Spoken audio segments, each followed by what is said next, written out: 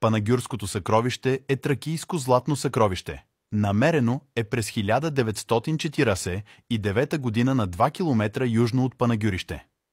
Съкровището от Панагюрище представлява изключително красив златен сервиз с много богата украса и орнаментика. Използвал се или за пиршества, или за религиозни таинства и ритуали, свързани с тракийската митология. Състои се от 9 съда, изработени от чисто злато, с общо тегло на 6 кг. 4 от ритоните са оформени като глави или като предната част от телата на животни – овен, козел, и 2 с глава на елен лопатар.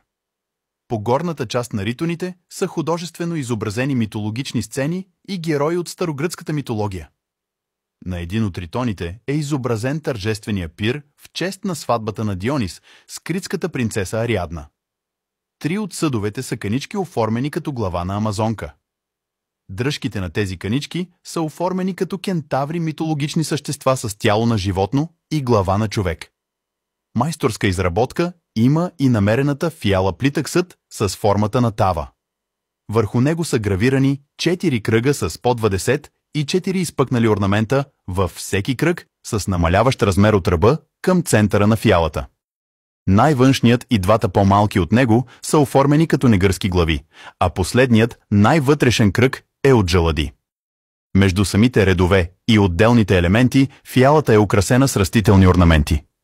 Най-интересен по форма и украса е големият амфоровиден съд. Дръжките му са оформени като борещи се помежду си кентаври, а двете отверстия за изливане на виното, намиращи се в основата на съда като негърски глави.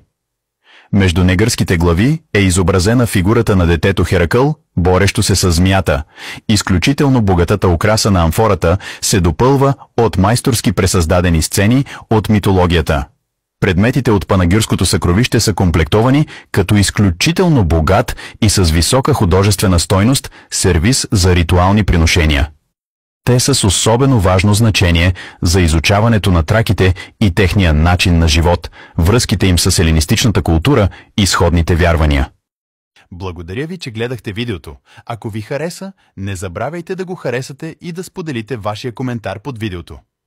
Вашата подкрепа е от изключително значение за мен и ще се радвам да разбера вашето мнение. Благодаря ви още веднъж и се надявам да ви видя скоро в следващите видеа.